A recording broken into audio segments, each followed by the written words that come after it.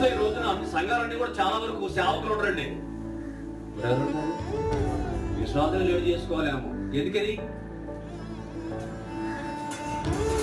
వాళ్ళకంటే ఎక్కువగా అబద్ధాలు ఆడుతున్నారు, వాళ్ళకంటే ఎక్కువగా మోసం చేస్తున్నారు. దేవుణ్ణి తీసి వెయ్యాలి అనుకుంటే క్షణం పనే, కానీ దేవుడు కృప చూపుతున్నాడు,